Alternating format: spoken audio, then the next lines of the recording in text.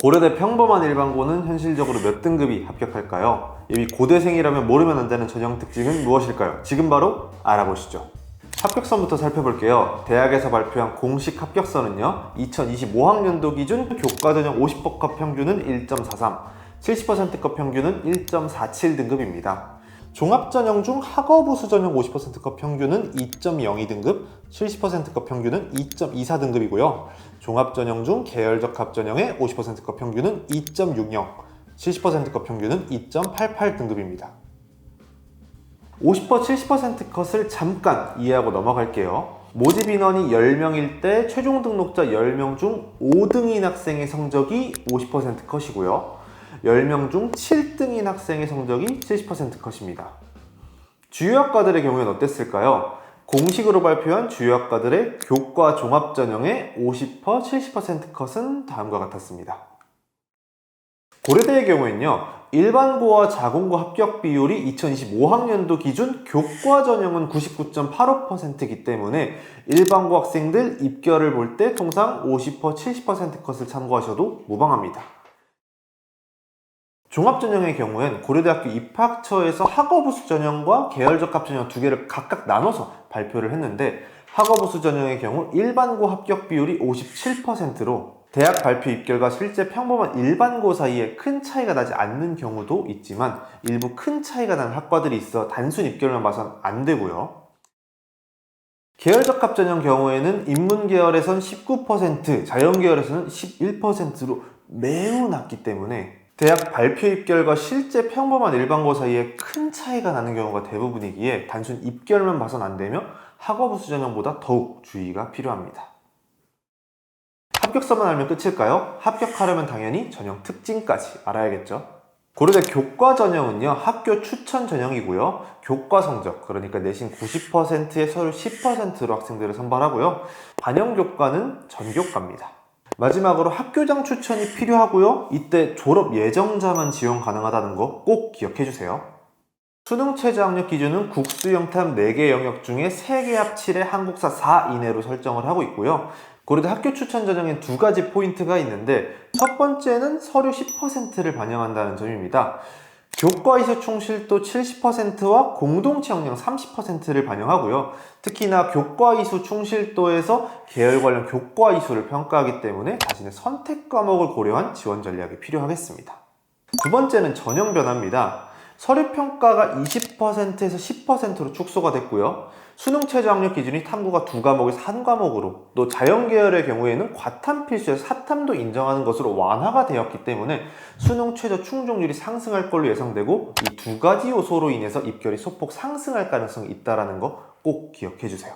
고려대 교과 전형은요, 내신 90%에 서류 10%로 평가하고 교과 이수 충실도와 공동체 역량을 평가한다.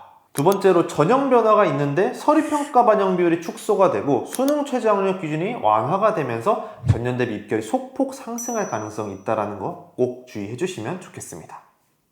다음은 여러분들이 제일 궁금해하시는 종합 전형입니다. 고려대 학생부 종합 전형은 학업우수 전형과 계열적 합전형 두 가지 전형인데요. 우선 학업우수 전형부터 살펴보겠습니다.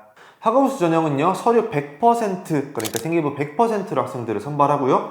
수능 최저 학력 기준이 국수 영탐 4개 합 8, 한국사 4 이내로 설정되고 있습니다. 서류 평가 방법은 학업 역량 50%, 자기개발 역량 30%, 공동체 역량 20%로 학업 역량 비중을 50%로 가장 크게 설정하고 있습니다. 이 고려대 학업우수 전형의 가장 큰 특징이라고 한다면 이 종합 전형이지만 수능 최저 학력 기준이 있고요. 심지어 이 수능 최저 학력 기준이 타 대학 대비 굉장히 난이도가 높은 편에 속합니다. 높은 수능 최저 학력 기준 때문에 낮은 수능 최저 충족률을 보이는데요. 2025학년도 지원자 기준 38.5%만 이 수능 최저 학력 기준을 충족했고요. 그래서 전년도 고려대학교 학업우수 전형의 경쟁률이 16.06 대 1이었는데 수능 최저 충족률을 고려한 실질 경쟁률은 6.07 대 1입니다. 이렇듯 내가 수능 최저 학력 기준의 강점, 특히 고려대학교의 높은 최저 학력 기준을 충족할 수 있다면 생기부와 내신을 보완할 수 있는 기회윤이 될 수 있기 때문에 이 점 꼭 체크해 주시면 좋겠습니다. 자, 다음은 계열적합 전형입니다. 계열적합 전형은 학업우수 전형과 다르게 1단계에서 서류 100%로 5배수 선발하고요. 2단계에서는 1단계 성적 60%에 면접 40%로 최종 합격자를 선발합니다. 수능 최저 학력 기준은 없고요. 서류 평가 방법은 학업 역량 40%, 자기개발 역량 40%, 공동체 역량 20%로 선발하고 있습니다. 계열적합형 지원 전에 두 가지 주의사항이 있습니다. 우선 첫 번째는 일반고 합격자 비율이 굉장히 낮다라는 점입니다. 다음과 같이 일반고 합격자 비율이 굉장히 낮은 편에 속하기 때문에 계열적합형의 경우에는 전형 선택 시 주의가 필요하겠습니다.